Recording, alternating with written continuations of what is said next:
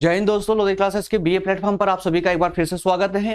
दोस्तों, भारतीय आधुनिक भारत के इतिहास के इस विषय पर आज हमारी चर्चा होगी रेगुलेटिंग एक्ट पर। जी हां दोस्तों, 1773 के रेगुलेटिंग एक्ट पर आज हम पूरे विस्तार से डिस्कस करने वाले हैं आपके सिलेबस के अकॉर्डिंग ही, जिसमें कि जितने भी इंपॉर्टेंट फैक्ट है, जितनी इंपॉर्टेंट तथ्य है, उस सब पर हम पूरे आसान भाषा में और पूरे खुलकर आज डिस्कस करने वाले हैं कि रेगुलेटिंग एक्ट एक्चुअल में क्या था, क्यों आया था, किसके द्वारा आया था और इसके आने के कारण क्या क्या बदलाव भारत में हुए और क्या बदलाव जो है इंग्लैंड में हुए। ये सारी चर्चा आज के सेशन में हम पूरे विस्तार पूर्वक करने वाले हैं। तो चलिए शुरू करते हैं आज का सेशन। और जो नए दोस्त हैं, मेरे जो नए स्टूडेंट हैं, जिन्होंने आज ही सेशन को जो है फॉलो किया है या आज पहली बार हमारे सेशन को देख रहे हैं, उनको बता दूं कि हमारे द्वारा दोस्तों यूट्यूब प्लेटफॉर्म पर ही सभी बीए के सभी सब्जेक्ट हमारे द्वारा यहाँ कवर किए जा रहे हैं। बीए फर्स्ट, सेकेंड और थर्ड ईयर तीनों के, जैसे आप देख सकते हैं बीए फर्स्ट ईयर में ये सब कंप्लीट हो चुके हैं, सेकंड ईयर में कंप्लीट, थर्ड ईयर में कंप्लीट।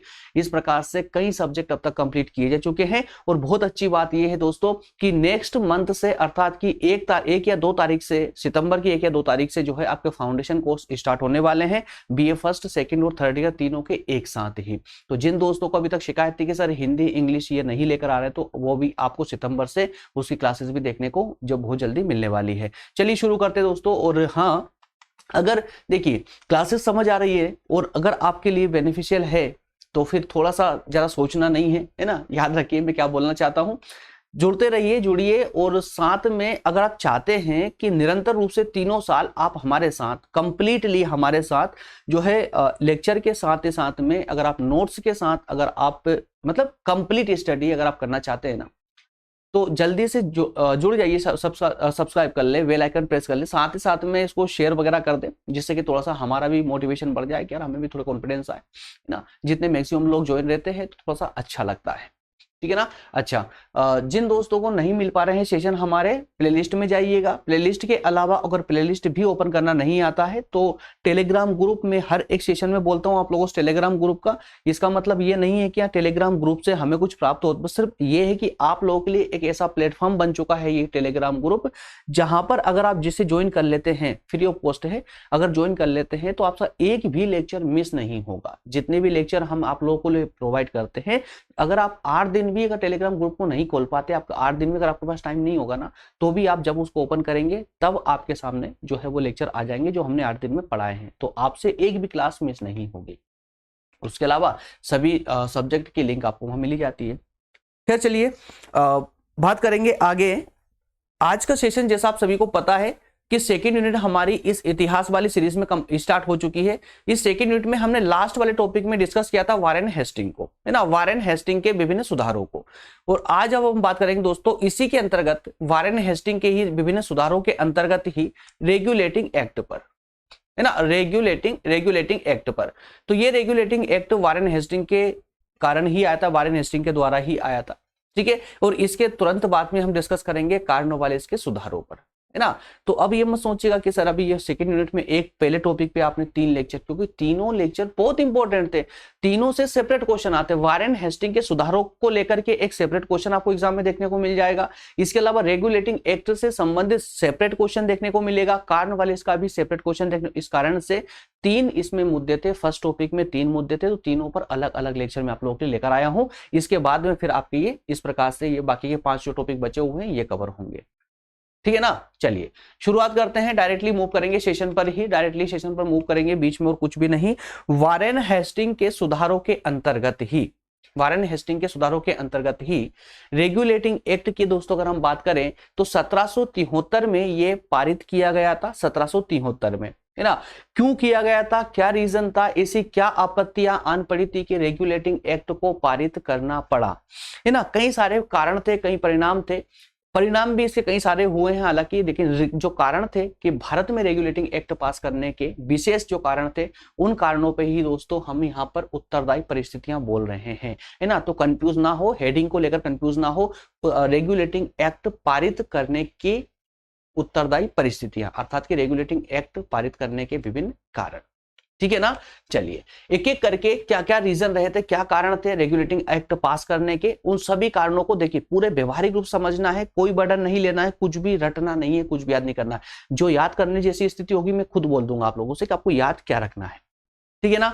सिर्फ आपको जो कुछ डेट वगैरह है वो कुछ नाम है, सिर्फ इनको याद रखना है। और लेकिन फिर भी अगर पूरी कहानी, एक कहानी के माध्यम से अगर आप पढ़ते हैं, जैसे पूरा ये जो टॉपिक है रेगुलेटिंग एक्ट का, ये रेगुलेटिंग एक्ट, तो आप सिर्फ इतना पता कर लीजिए कि यार देखिए कि क्यों आया था, ये था क्या, क्यों आया था, बस अगर आपने 2 शब्दों का पता कर लिया ना कि क्यों और क्या, तो ये पूरी कहानी अपने आप याद हो जाएगी, है ना। और ये सारी बातें देखिए व्यवहारिक रूप से मैं अभी ऐसे ही बता देता हूं आपको कि रेगुलेटिंग एक्ट जो था, कारण क्या था दोस्तों कि अभी तक अर्थात कि वारेन हेस्टिंग्स से पहले के जितने भी गवर्नर रहे थे भारत में कंपनी के गवर्नरों ने कुछ ऐसे कार्य किए जिससे भ्रष्टाचार ना बहुत भयंकर तरीके से, बहुत अच्छे खासे, मतलब कि पूरी कंपनी में या पूरे प्रशासन में भ्रष्टाचार व्याप्त हो चुका था। इस भ्रष्टाचार के कारण क्या हो रहा था कि जनता को तकलीफें बढ़ रही थी और साथ ही साथ में कंपनी का मुनाफा भी कम हो रहा था। और कंपनी का मुनाफा कम होने के कारण ये जो कंपनी है ना, ब्रिटिश सरकार को कुछ विशेष रकम भेज नहीं पा रही थी, क्योंकि जब कंपनी को ही लाभ नहीं हो रहा था तो ब्रिटेन की सरकार को कैसे भेजती। तो ब्रिटेन की सरकार को ये ना भेजने के कारण सरकार को भी थोड़ा सा बुरा लगा, वो भी खफा हो गई कि यार इतने लंबे समय से आप हमको पैसा भेज रहे थे, 4 लाख पाउंड समथिंग कुछ भेज रहे थे, ये आप हमको भेज रहे थे, लेकिन अचानक से आप लोगों ने देना बंद कर दिया, है ना। तो इसके अलावा भी और भी कई रीजन थे, कुछ दोषपूर्ण परिस्थितियां आ चुकी, दोषपूर्ण नीतियां लागू कर चुके थे, जैसे कि क्लाइव के द्वारा जो द्वैध शासन प्रणाली लागू की गई थी, है ना।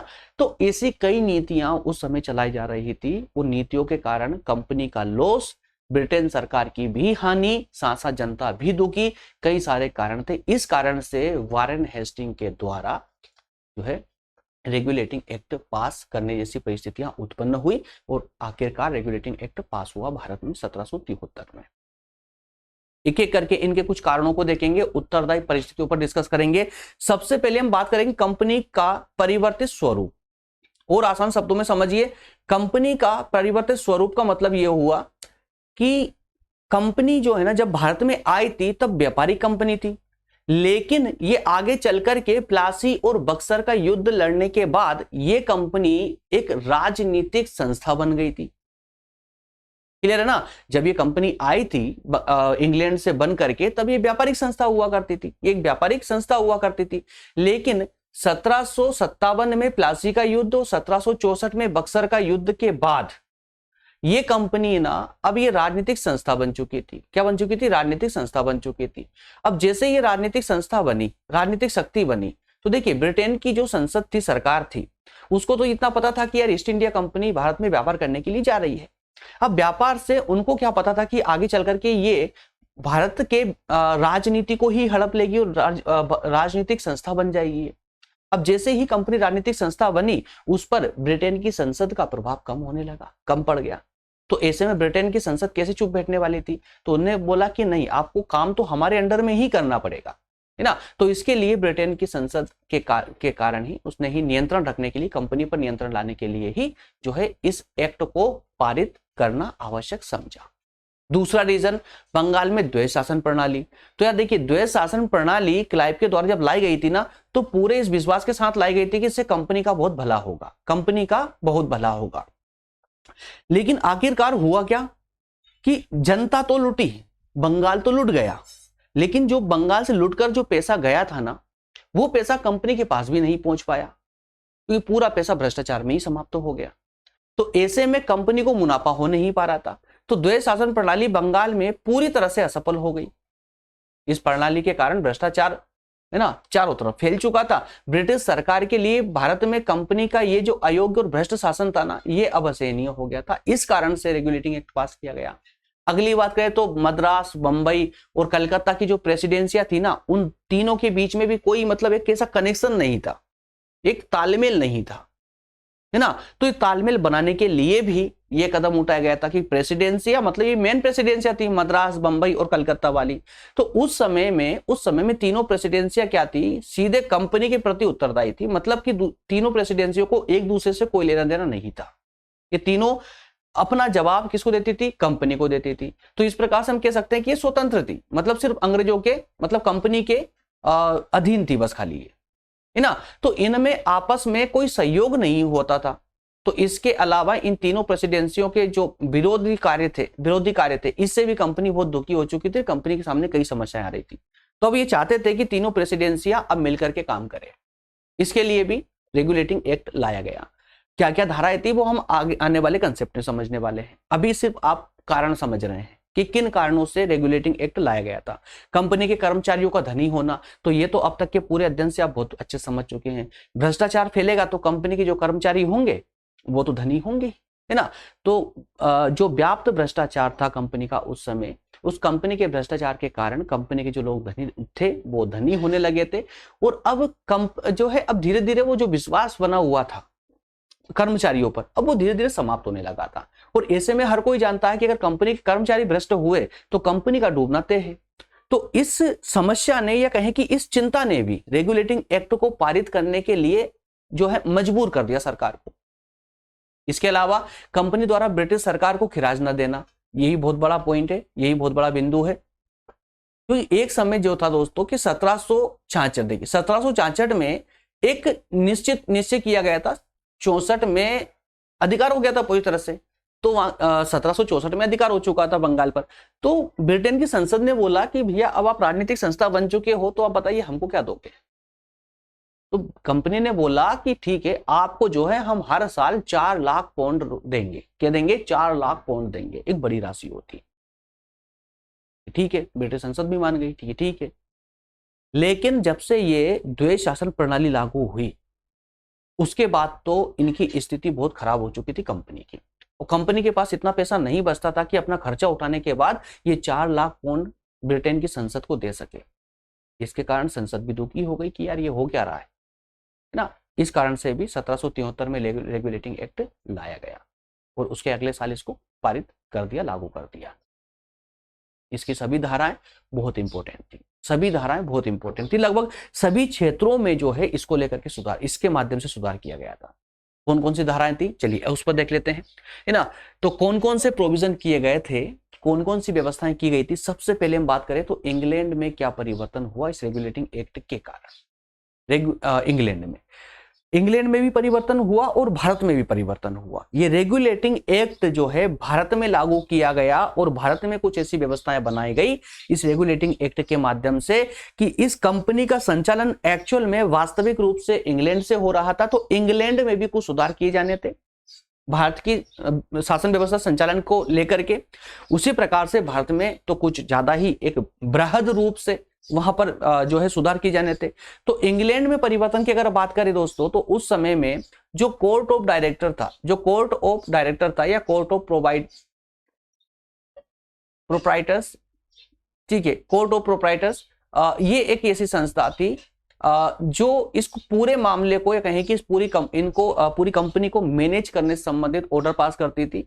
तो इसमें जो मतदान की, मतलब कि एक कोर्ट ऑफ प्रोप्राइटर्स के जो सदस्य हुआ करते थे, कोर्ट ऑफ प्रोप्राइटर्स के इन सदस्यों का जो मतदान होता था ना, उस मतदान की योग्यता में चेंज कर दिया, परिवर्तन कर दिया। मतलब ये कि ये प्रोप्राइटर्स वाला जो पूरा ये जो संस्था थी, समूह था, इस समूह में जो लोग सदस्य बनना चाहते थे उनका क्या कि मतदान होता था। लेकिन मतदान में कौन व्यक्ति शामिल होगा, भाग लेगा, उसके लिए कुछ विशेषताएं, कुछ योग्यताएं निर्धारित कर रखी थी। योग्यताएं क्या निर्धारित कर रखी थी? उन्होंने निर्धारित कर रखी थी कि पिछले 6 महीने से उस व्यक्ति के पास 500 पाउंड के हिस्से होना चाहिए कंपनी के। समझिएगा, कंपनी के शेयर 500 पाउंड से अधिक के होना चाहिए उस व्यक्ति के पास पिछले 6 महीने से लगातार, है ना। तो इस योग्यता को अब और बढ़ा दिया, ऊंचा कर दिया। और क्या कर दिया उसमें? अब उन्होंने कह दिया कि जिसके पास कम से कम 1000 पाउंड के हिस्से होंगे, शेयर होंगे कंपनी के, जो कंपनी भारत में काम कर रही है, वही व्यक्ति कोर्ट ऑफ प्रोप्राइटर्स का सदस्य बन सकता है, अन्यथा नहीं बन पाएगा। क्लियर है। और जो डायरेक्टर होते, प्रोप्राइटर से मतलब कि वो सदस्य, कोर्ट ऑफ प्रोप्राइटर्स मतलब कि कोर्ट ऑफ डायरेक्टर के जो सदस्य होते हैं ना, उनकी बात चल रही है यहाँ पर। तो लेकिन जो डायरेक्टर था, कोर्ट ऑफ डायरेक्टर, उसकी योग्यता तो और ज्यादा हेवी कर दी। पहले 1000 पाउंड थी कोर्ट ऑफ डायरेक्टर की, उसको बढ़ा करके 2000 पाउंड कर दी थी। यहां तक का क्लियर है ना। आगे बढ़ते हैं। डायरेक्टरों का निर्वाचन जो है ना, अब एक वर्ष पहले एक वर्ष के लिए होता था, लेकिन अब 4 वर्ष के लिए निर्धारित कर दिया गया कि बार बार हर वर्ष ये काम करेंगे। इससे क्या भ्रष्टाचार बहुत ज्यादा फैलता है, व्यवस्था जमने समझ आती है ना। तो ये कोर्ट ऑफ डायरेक्टर का जो निर्वाचन या कोर्ट ऑफ प्रोप्राइटर सभी मतलब सदस्यों का जो निर्वाचन था ना, वो अब 1 साल से बढ़ाकर 4 साल के लिए कर दिया, माफ कीजिएगा। इसमें से 25% जो सदस्य होंगे ना, ये प्रत्येक वर्ष अवकाश ग्रहण करेंगे प्रति वर्ष 25% है ना। अगर 100 है तो 100 में से 25 लोग चले जाएंगे। क्लियर है। कंपनी को प्रतिवर्ष आर्थिक मामलों की जानकारी, अब देखिए व्यवस्था की गई कि कंपनी जो है ना, कंपनी को एक कार्य दिया गया, उन्होंने कहा कि आपके पास जो भी कार्य हो रहा है ना, उसकी पूरी रिपोर्ट हमारे पास आना चाहिए। अगर राजस्व संबंधी जो रिपोर्ट होगी, मतलब आर्थिक मामलों संबंधी जो रिपोर्ट होगी ना, वो आप संसद के राजकोष में जमा करेंगे इंग्लैंड की, और अगर फौजदारी मामलों की जो रिपोर्ट है वो आप राज्य के सचिव को देंगे। इस प्रकार के उत्तरदायित्व कंपनी को सौंपे गए। इसके बाद चलिए आगे बढ़ते देखते हैं कि यार भारत में क्या क्या चेंजेस आए, इससे भारत में क्या रिफॉर्म्स आए। तो भारत की अगर बात करें तो भारत के लिए तो लाया गया था रेगुलेटिंग एक्ट है ना, तो बहुत सारे परिवर्तन हुए इसमें रेगुलेटिंग एक्ट के कारण। भारत में क्या हुए, भारत के गवर्नर को भारत में समस्त अंग्रेजी साम्राज्य का गवर्नर जनरल बना दिया गया। जो पहले भारत का गवर्नर था, उसे अब पूरे अंग्रेजी साम्राज्य का, भारत में जितना भी अंग्रेजी साम्राज्य था, उस सबका गवर्नर जनरल बना दिया। गवर्नर जनरल की सहायता के लिए एक 4 सदस्य की परिषद भी बनाई गई। एक ऐसी मतलब एक परिषद बनाई गई जो इस गवर्नर जनरल का को सपोर्ट कर सके, इसकी सहायता कर सके, है ना। वो जो 4 सदस्य बनाए गए थे, इनके को कितने 5 वर्ष के लिए नियुक्त किया गया, मतलब 5 वर्ष की अवधि इनके लिए निर्धारित कर दी गई। एक बार इनको नियुक्त किया तो 5 वर्ष तक ये रहेंगे, और साथ में जो है इनका एक वोटिंग मतलब बहुमत के आधार पर निर्णय लेने। चलिए आगे बार बताता हूं इसको मैं। सदस्यों को सम्राट की अनुमति प्राप्त होने पर ही अपने पद से हटाया जा सकता था। मतलब कि जो परिषद के सदस्य थे ना, इनको अब एक विश्वास दिया गया कि जब तक गवर्नर जनरल नहीं कहेंगे तब तक इनको हटाया नहीं जा सकता। मतलब गवर्नर जनरल की अनुमति से ही इन सदस्यों को हटाया जा सकता, अन्यथा नहीं। और साथ में परिषद में बहुमत के आधार पर निर्णय लेने का कार्य किया, मतलब कि एक निर्णय लिया, निश्चित किया गया कि परिषद जो बनाई गई 4 सदस्यों की, उसके जो निर्णय होंगे ना, वो निर्णय बहुमत के आधार पर होंगे। हाँ, फाइनल मतलब कि निर्णायक जो मत है ना, उसका अधिकार दिया गया गवर्नर जनरल को, लेकिन गवर्नर जनरल बहुमत के निर्णय को ठुकरा नहीं पाएगा। इसके लिए गवर्नर जनरल को मजबूर कर दिया। इसके अलावा मद्रास तथा बंबई प्रेसिडेंसियों के गवर्नर अब गवर्नर जनरल और उसकी परिषद के अधीन आ गए। समझिएगा, यहां पर जो प्रेसिडेंसियां थी, मद्रास और बंबई वाली प्रेसिडेंसियां जो थी ना, ये प्रेसिडेंसियां गवर्नर जनरल के अधीन आ गई। मतलब गवर्नर जनरल कहें या गवर्नर जनरल की जो परिषद थी उसको कह दीजिए, तो इस परिषद के अधीन आ गई ये प्रेसिडेंसी इनके अधीन आ गई, जो पहले किसके अधीन थी, कंपनी के अधीन थी। और इन प्रेसिडेंसियों के जो गवर्नर है ना, अब गवर्नर जनरल के अधीन आ गए। समझ पा रहे हैं आप लोग, है ना। तो ये जो प्रेसिडेंसियों के जो गवर्नर हैं, जो गवर्नर है ना, अब ये गवर्नर जनरल की अनुमति के बिना युद्ध या संधि किसी अन्य से युद्ध नहीं कर सकते, ना ही किसी से संधि कर सकते हैं। हाँ, आपातकाल की अगर कोई स्थिति आती है, इमरजेंसी अगर कोई आती है, तो इमरजेंसी के समय में ब्रिटेन की सरकार से अनुमति लेकर के ये कोई भी कार्य कर सकते हैं प्रेसिडेंसियों के गवर्नर। चलिए आगे देखते हैं और क्या रिफॉर्म हुए इसमें। कलकत्ता के सम्राट के अधीन एक सर्वोच्च न्यायालय स्थापित किया गया। देखिए भारत में रेगुलेटिंग एक्ट के माध्यम से ही कलकत्ता के सम्राट के अधीन एक सर्वोच्च न्यायालय मतलब सुप्रीम कोर्ट की स्थापना की गई कलकत्ता में। क्लियर है। ये न्यायालय के अधिकार क्षेत्र से हालांकि बाहर था। इसमें मुख्य न्यायाधीश के अलावा 3 न्यायाधीश और हुआ करते थे। कलकत्ता में एक सर्वोच्च न्यायालय सुप्रीम कोर्ट की स्थापना की गई। इसमें एक मुख्य न्यायाधीश और 3 अन्य न्यायाधीश हुआ करते थे। इस न्यायालय को दीवानी, फौजदारी, चर्च संबंधी, जल सेना सभी अधिकार प्राप्त थे। सभी मामलों पर ये अपने डिस्कस या जो है वाद चला सकता था, निर्णय सुनवाई कर सकता था, है ना। सर्वोच्च न्यायालय जो है सभी मामलों पर सुनवाई कर सकता था। गवर्नर जनरल और उसकी परिषद के सदस्य और उच्च न्यायालयों के न्यायाधीश के वेतन में भी वृद्धि की गई। एक्ट के अंतर्गत कंपनी के कर्मचारियों को उपहार लेने, रिश्वत लेने, निजी व्यापार करने, इन सब पर प्रतिबंध लगा दिया गया इस एक्ट के द्वारा, रेगुलेटिंग एक्ट के द्वारा। और यह बात स्पष्ट कर दी गई कि अपराधियों को, कौन, कंपनी के अपराधियों को भारी आर्थिक दंड दिया जाएगा। अगर कोई गलती की आपने तो भारी आर्थिक दंड लगाया जाएगा। क्लियर है। इस प्रकार से दोस्तों हमारा ये सेशन होता है कंप्लीट। बताइएगा मुझे कमेंट करके सेशन सही लगा हो तो। अगर आप सही लगा हो, साथ में अगर आप निरंतर रूप से हमारे साथ अध्ययन करना चाहते हैं तो जल्दी से सब्सक्राइब कर लीजिए। कोई पैसा नहीं लगता सब्सक्राइब करने का। साथ में घंटे को जरूर बजा लें ताकि नोटिफिकेशन के माध्यम से, अगर वास्तविक रूप से आप हमें सुनना चाहते हैं, अगर आप हमसे बोर नहीं होते हैं तो बिल्कुल घंटी दबा दीजिए, है ना, तो ताकि उससे नोटिफिकेशन आपको मिल जाया करेगा सेशन का पर डे। और थोड़ा सा लाइक शेयर तो कर ही दिया करें यार। सेशन पसंद आए तो लाइक करें, अन्यथा जरूरत नहीं है करने की। ये शेयर करके अन्य स्टूडेंट, जरूरतमंद स्टूडेंट तक सेशन को जरूर पहुंचाए। चलिए मिलेंगे अगले सेशन में दोस्तों, तब तक आप सभी का बहुत बहुत धन्यवाद। Thank you.